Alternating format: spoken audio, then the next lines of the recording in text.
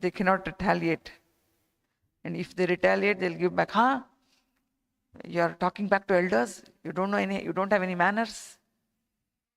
But this is what he is doing, Prahlad Maharaj. So all the children can take example from him. Huh? Prahlad Maharaj is talking back to his father. But we need to understand, it's not talking back, but what is he actually presenting? What Hiranyakashipu is doing is very demoniac.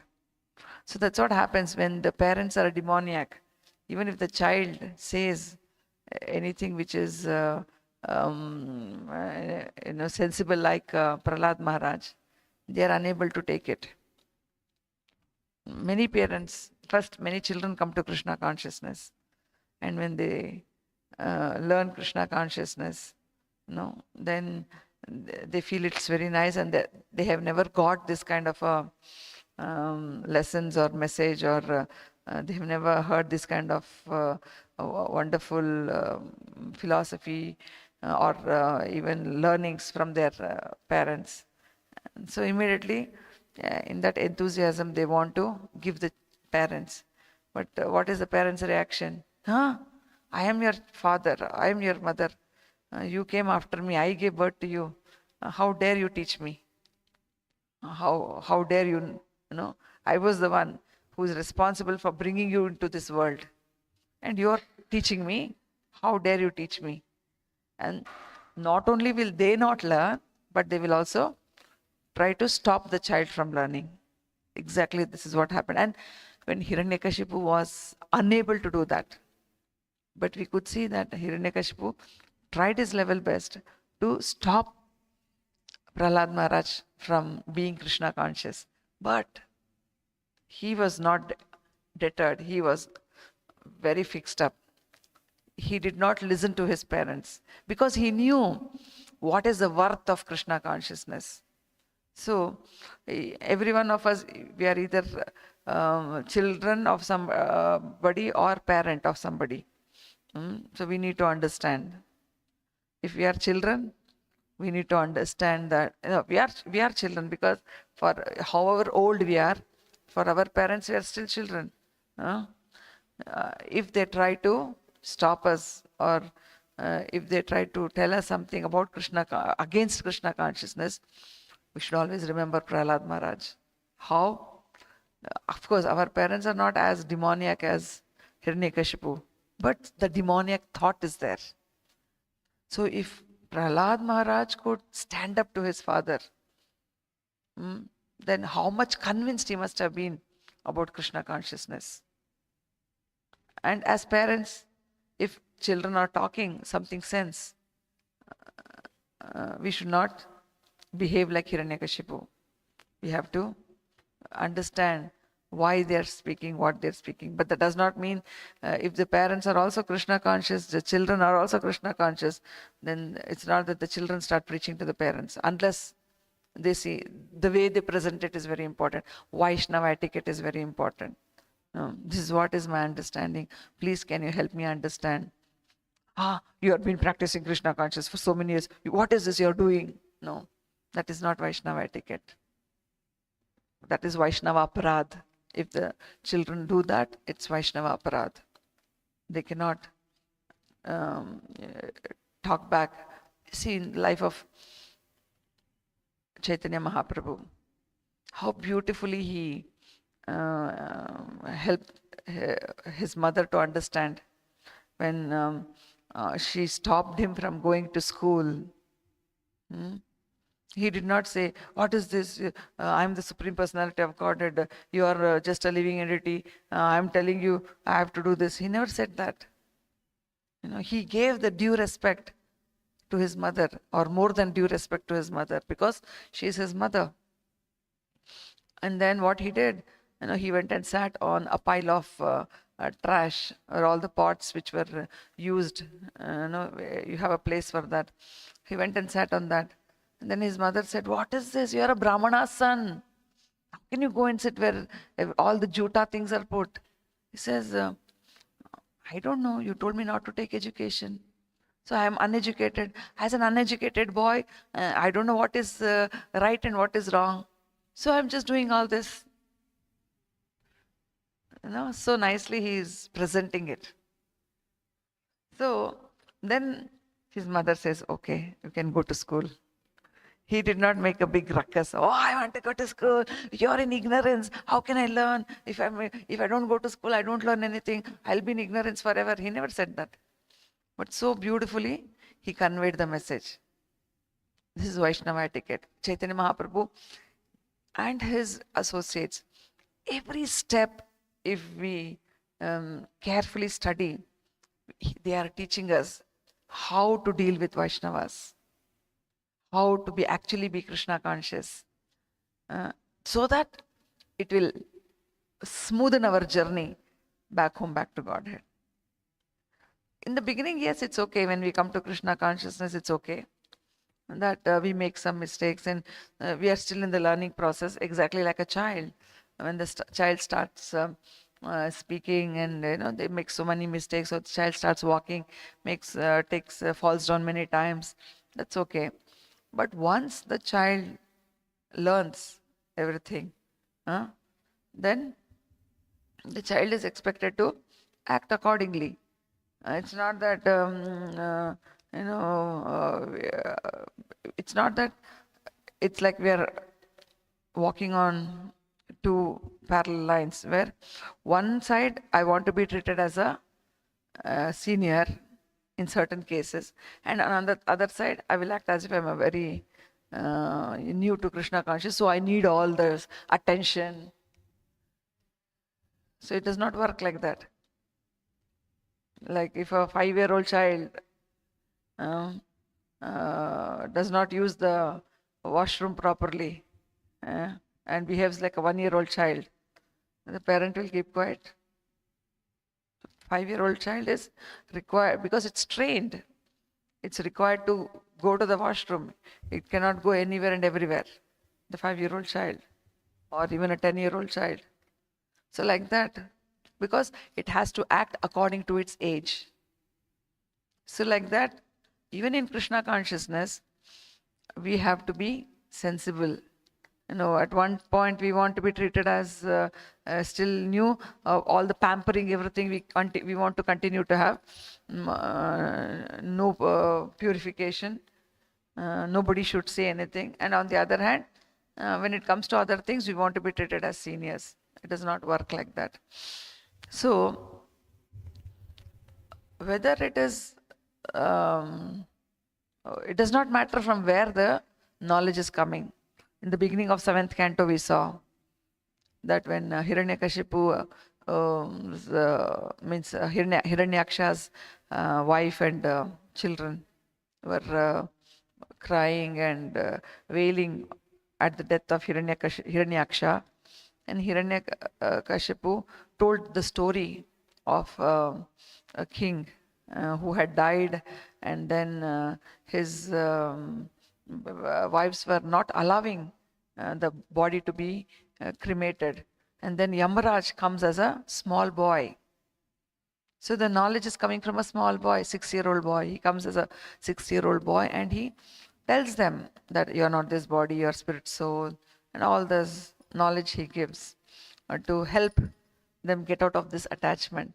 So it does not matter where the knowledge is coming from. So here Hiranyakashipu is so frustrated. From where are you getting this strength? Who is giving you this strength? Prahlad Maharaj's answer is very simple. So very simple. My dear king, the source of my strength, of which you are asking, is also the source of yours. He's how shocked Hiranyakashipu must be.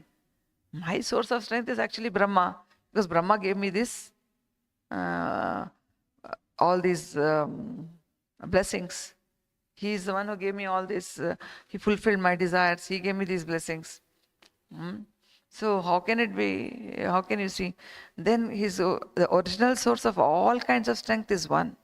So anything what you're seeing, so not only yours and mine, Anything which you're seeing, you're thinking, he said, no, just by my eyebrow, movement of my eyebrows, the devatas are all very afraid. He said that. So he's saying the original source of all kind of strength is one. Even the devatas, does not matter, they are also one.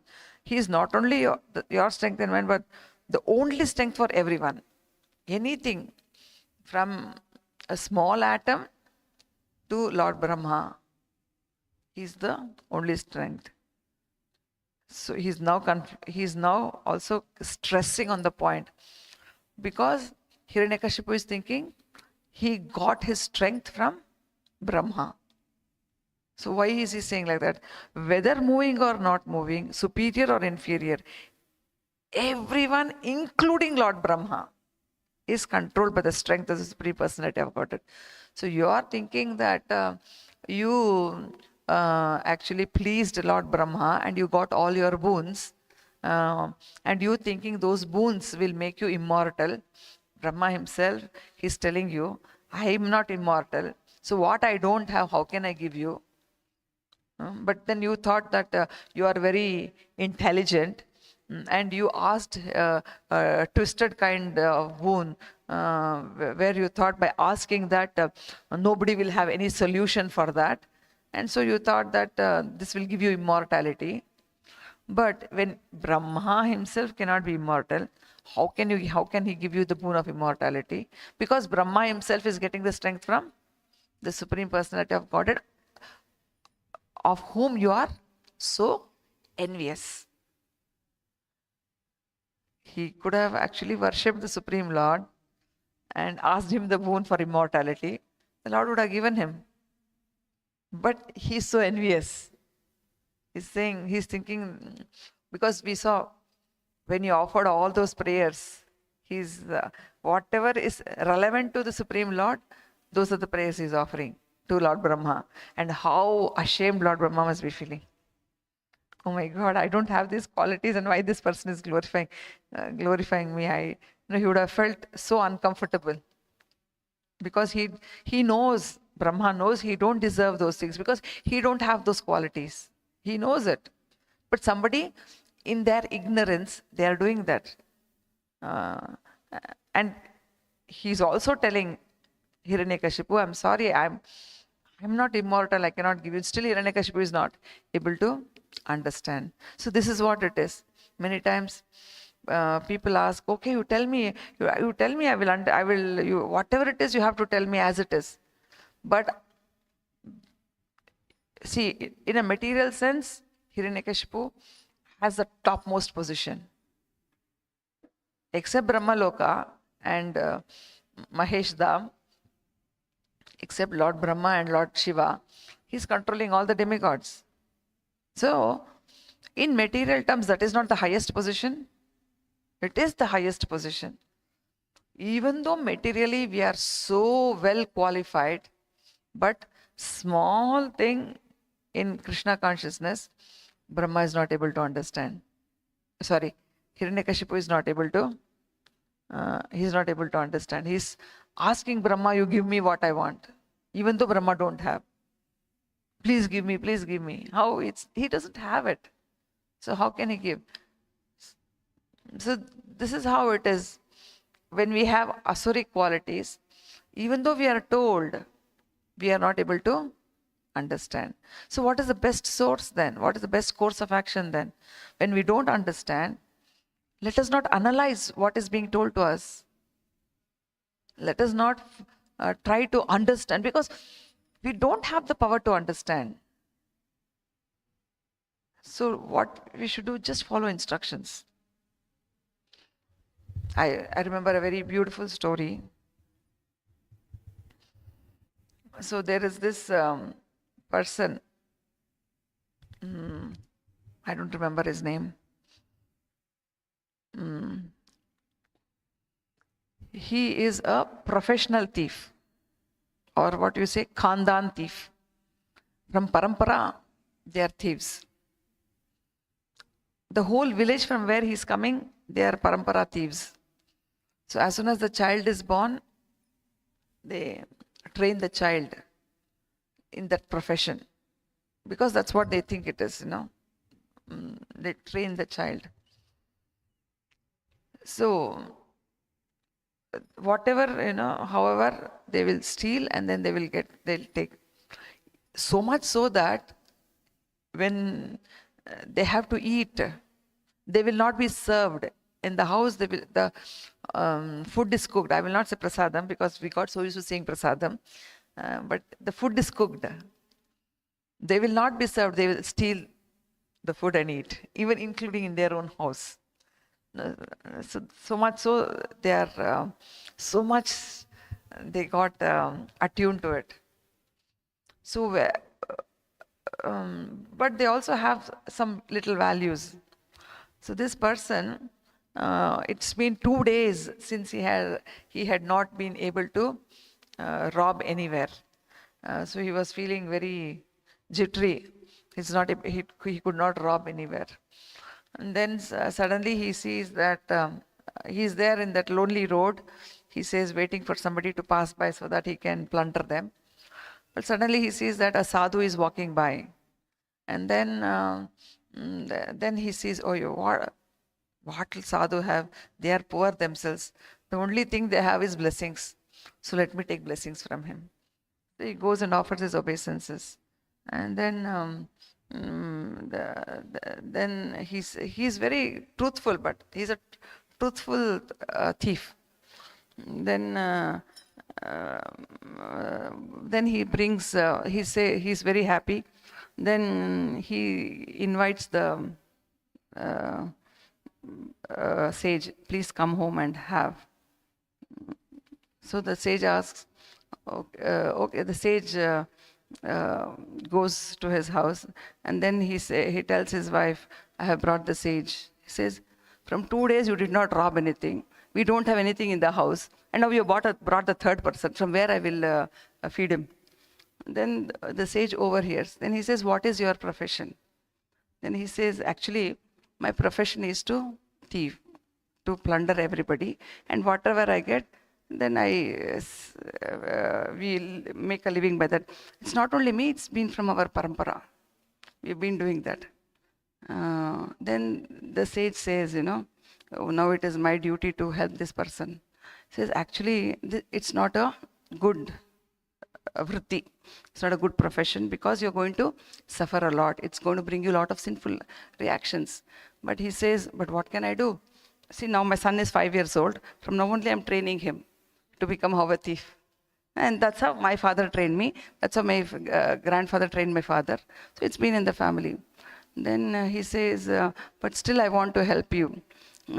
Because this is not a good profession for you. You are going to suffer a lot. Then he says, see, I don't know anything. Except asking me not to thief, not to rob. You tell me anything, I will do it for you. I will do anything for you. Then he says, okay, you just have to follow few things what I'm going to tell you. So the first thing is, whenever you see a sadhu, you should, or saintly person, you should pay respects to him. You have to take care of them, or you have to do whatever is possible from your side, you have to do that. And then when you are being caught by the soldiers, the king's soldiers, then you have to, on the way, if you see any temple or if you see any saintly person, you have to stop, you have to offer obeisances, and then you have to go. And the third thing is, you should never tell lies. You should never tell lies. You should tell as it is. Like now how you told me, you should never tell lies. And then the fourth thing is that you should always, even though you have brought things by stealing, you should offer every day to the Supreme Lord. And he teaches him how to offer whatever you do. Then he says, okay, these are your instructions, I will follow. So So like that he's thinking. So he also starts doing these things. And one day he thinks, um, he's so overwhelmed by the love of his guru. He thinks that he will do a big robbery where he can, by that returns what he get, he can give it to his guru and as a guru dakshina, and for life it will take care of his guru. That is his desire, which is a nice desire, so what he does, so if I do chota mota, it won't be helped. So I should think big. So he thinks I will go to the king's palace and then I will I will steal big time. So then he comes where the guards are guarding. Then they ask him, what work you have? He says, I have come to steal. And the king will have a beautiful black horse, which is worth lots of money, lots of gold coins. It's worth lot of gold coins. So he thinks, okay, I will steal that and I will sell it. Then he tells, no, I have come to steal the king's black horse because I want to sell it and I want to repay my spiritual master. Then the soldiers are thinking, which thief will tell truth like this? So this person must be the king's spy. He must be coming to just test us. So better we leave him. So they will leave him. And then he goes and then he goes to the horse's stable, and then there he sees the black horse is there. Then the caretaker there, he tells, who are you? Why have you come here? He says, I have come to steal this horse so that I want to sell it and pay. So that guy also thinks the same thing. This person must be the king's spy, and he's just come to see whether we are taking good care of the horse or not. And then he doesn't say anything. So because this person didn't say anything, he takes the horse. And then he takes the horse, and then he comes to the gate where originally these two people whom he had met. Then again he repeats the same thing. Then these people get afraid. Oh my God, the king is really giving a big test for us. So we don't know what is this test. We'll better, if we don't, then maybe the king will get upset with us. And then he leaves. They say, okay, you go ahead. He's surprised. He says, okay, anyway, my guru told, I'm telling the truth. Then he is going. And then suddenly the king wants to go on hunting. Then he says, make my black horse ready. Then this person feels, the person in the stable feels very afraid. What is this? And then he comes back and says, no, your spy, he took the black horse and went. What, my spy? Which spy? I didn't send any spy. Then he said, no, he came. If you want, okay, we will check whether the guards in the gate has stopped him. So when they come to the guards in the gate also say the same thing. Oh no, he is stopped. I thought he is your spy. Which thief will tell I'm stealing? He said he's stealing. I thought he's testing us. Then the king says, no, he's a thief. Better go, chase him. And then everybody, one part of the army goes chasing this person. Then suddenly he hears, then he sees that they are chasing him. Oh, now they found out that I'm really a thief. Then he starts, but then on the way he finds a temple. So then what he does, he ties the horse to the tree, and then he goes inside. And then then at that time actually Aarti is happening. So he cannot come out when the Aarti is happening. So he stays back. He sees the Aarti and he tells the Lord, and there he meets some sadhus also, and then he takes their blessings. And then he tells the Lord, see, I'm just following the instructions of my guru. and I want to give this to my Guru. So I don't know how you are going to help me. So it's up to you. If they give me punishment also, it's okay. But I'm just following my instructions of my Guru. My Guru told this, I'm just following it. And then by the time the army catches up, they see that there's no black horse. There's a white horse there. But they're seeing that it is exactly like the king's horse, but it is white. They are so surprised how this black horse became white. And then wash it also, put water to see whether it's like nowadays, the car and all, if they steal, they'll change the color, no? Like that, they thought maybe he painted it. No, nothing. It was, it had automatically, it had changed color. And then by the time the Aarti finishes, and then when he comes out, he's also seeing that in place of the black horse is a white horse. He's so surprised how this happened. But actually this is not a story, this is something which has happened in real life. Many, I don't know, years or whatever. And then he sees, then the king's soldiers ask him, is this the horse you stole? He said, yes. But why this horse is white? I don't know. I'm also seeing why it is white. I also don't know. Then you must have done some magic. You must be having some magic powers that you have come, we'll go to the king. Then they take him to the king. And then the king says, oh, where is my black horse? Why you brought this white horse? Then they say, no, this is the horse which this person stole. Don't know why it became white. Then the king asks him, is this the horse you stole? He says, yes, I know this is the horse I stole. I also don't know how it became white. The king gets very angry. He says, don't stop fooling. Don't think that you can take me for a ride. He says, no. Then he says, why did you say that you're a thief and why did you steal it? He says, I'm just following the instructions of my Guru.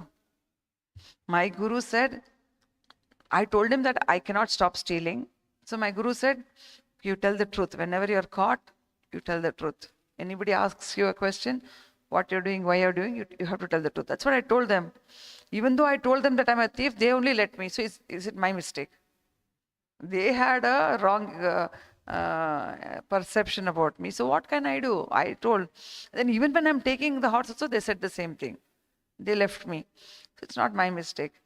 But then my Guru told me, on the way, if you see any sadhu or if you see a temple, even when you're being chased, you have to get down and you have to go and pay your respects. So that's what I did. So when I was paying respects, when I came back, I saw it was white. So I don't know how, maybe it's the Guru's mercy, by the Lord's mercy, it must have happened. So the king says, okay, if this is really the horse which you stole, my horse had a wound in the left hind leg. Just see if it is there. So when they saw that, there's actually a wound in the left hind leg. Then he's confirmed. Then the king is actually overwhelmed. He was trying to punish him, but then, or trying to understand him, and actually was getting angry. He said, you are worthy of being my Guru. You followed your Guru and so many miracle things happened in your life. So I want to make you my Guru. And then he surrenders to him. And he says, from now on, you are the Raja Guru. You don't have to steal anything. You just have to guide me how to follow instructions. You just have to guide me in that.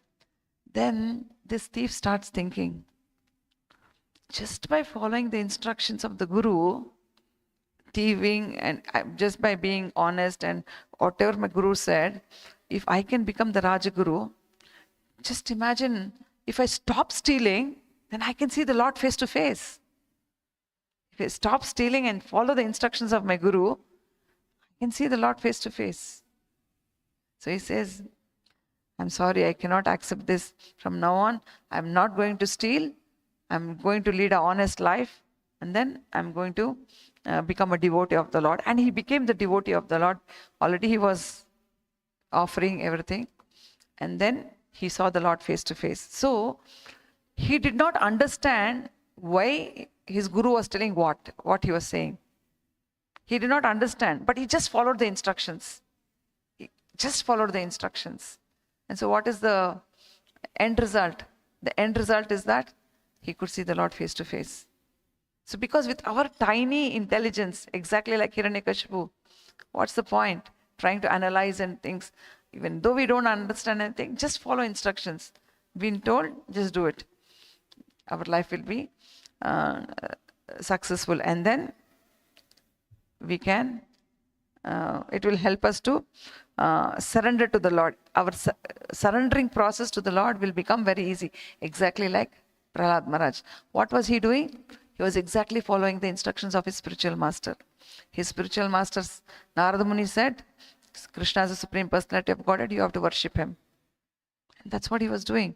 Anybody can tell anything, but you have to just worship him. And even though his father said anything against that, he didn't do it. He just followed the instructions. Hare Krishna. By doing that, we will get complete protection of the Lord. Exactly like how this robber, he got complete, even though he was a robber thief, because he was following the instructions of his spiritual master, he got complete protection. Prahlad Maharaj, because he was following the instructions of his spiritual master, he got complete protection. So if we want complete protection, we just need to follow instructions. Nothing else. Hare Krishna. This is very nice. He was confident that Krishna would give him protection under all circumstances. We can see in that story also. Under all circumstances, Krishna protected him. And Prahlad Maharaj also under all circumstances. So when that can happen in their lives, why it cannot happen in our life? It's not happening in our life because we are not following instructions. Hare Krishna. Any thoughts, any questions, any realizations, any corrections?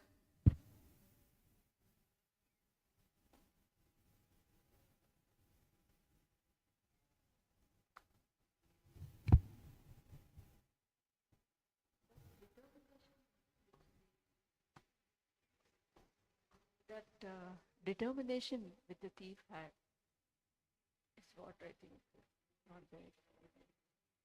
Just follow the instructions. Yeah, because he did not have any other things to pollute him. Oh, I'm materially this, I have this material position, I know so much. All those contaminations were not there within him. We bring in all those contaminations within us. So that's why we can't have the determination.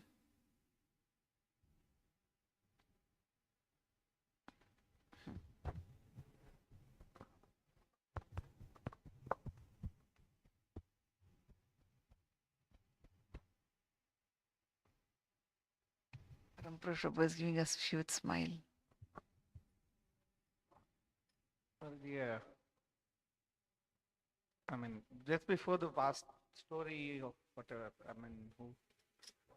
you were saying about the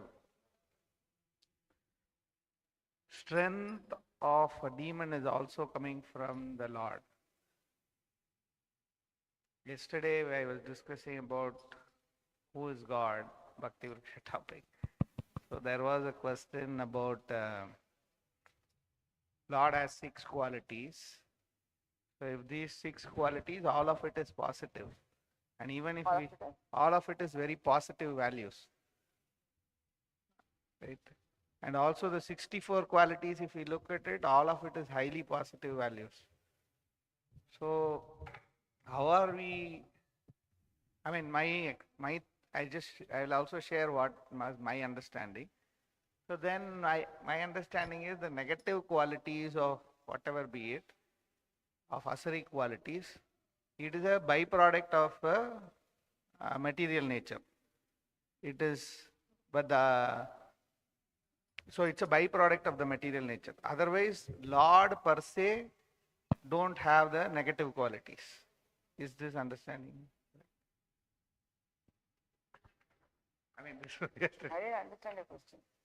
Is Lord don't have asuric qualities. Asuric quality is the byproduct of material nature. Is this understanding correct? See, every living entity has independence to use it in Krishna's service or not use it in Krishna's service. So the whole material nature itself is Krishna's energy. But how we utilize it is in the hands of the living entity. The Lord has given that, all this. But by improperly using our independence, we don't use it in the Lord's service, we use it in our own service, and that is when it becomes asuric. Asuric means what? Not accepting the Supreme Lord, and that everything what here belongs to the Supreme Lord. Everything here is for His enjoyment, not accepting that and not acting in such a way that we use it in the Lord's service. So when we use it in material nature's service, then it becomes asuric. So it is the result of the exercise of our independence. Whether we use it, when we use it in the Lord's service, it is surik. And if you use it in the Lord's, when you use it in our own sense gratification, it is asuric. It is divine when we use it in the Lord's service. It is demoniac when we use it in our own service,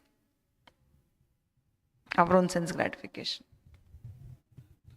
So the origin of that asuric is, how do we conclude it is the Lord again? It is our independent nature. The Lord has given us that independent nature because He don't want anything to be forced. He don't want to force us, love me. That is why we are Tatashta Shakti. We can either associate with spiritual nature or material nature. Material energy is material energy. Spiritual energy is spiritual energy. But we are in between. Trishanku. Neither here nor there. But if we completely utilize it in the Lord's service, we become spiritual. If we completely utilize in material energy, we become asuric, demoniac.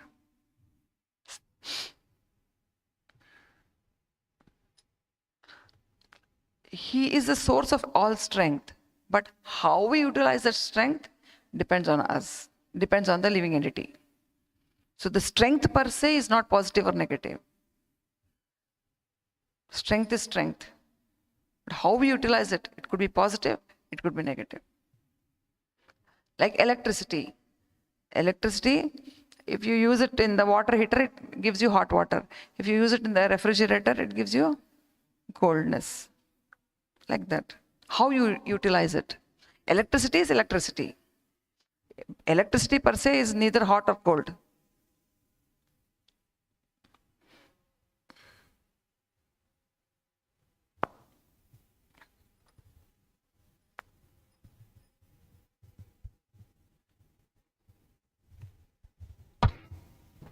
You still want to share or you want to? No, you wanted to talk before Vaishnava Prabhu. Hindi group.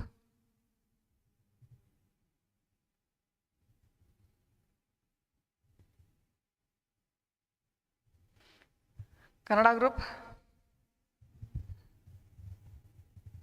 ग्रंथराज Shrimad Bhagavatam की, श्रीला प्रभुपाद की, श्रीला गुरुदेव की, ताई गौर सत्यनाथ प्रेमानंदे।